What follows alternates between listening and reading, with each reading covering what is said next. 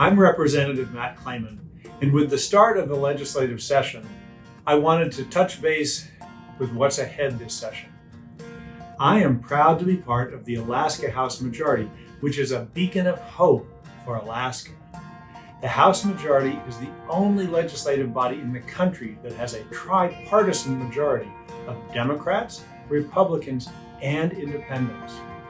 We're committed to financial responsibility for our state.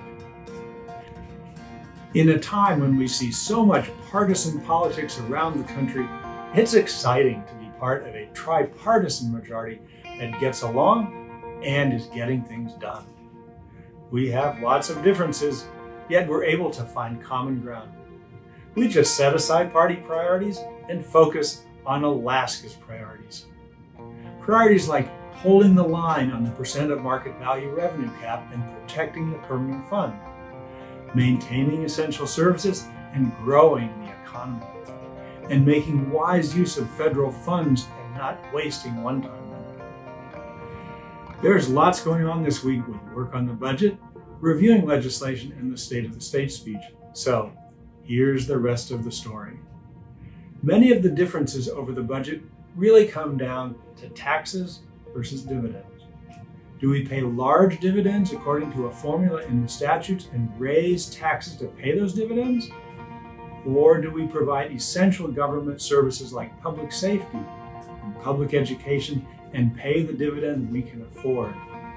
Most Alaskans agree that we don't want more taxes.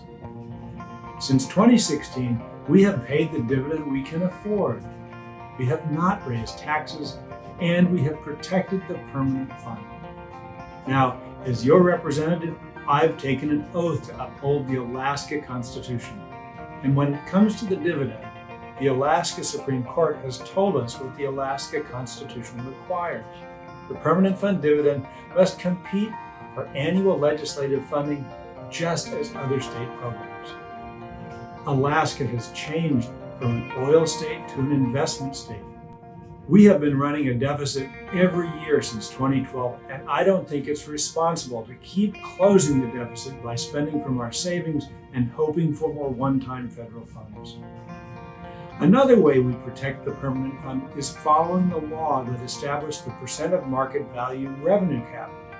Now, some have said we should write dividend checks that follow an old formula in the statutes, ignore the revenue cap, and deplete the permanent fund.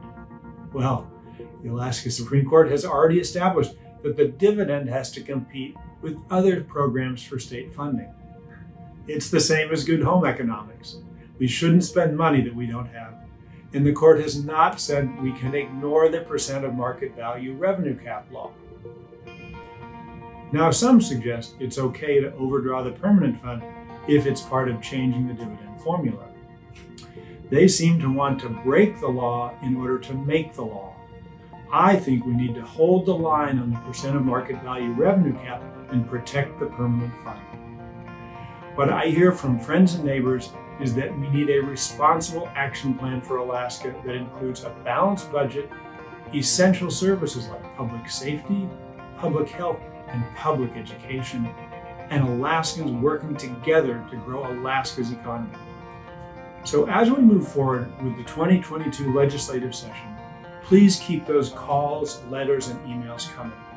It is my honor and privilege to represent West Anchorage.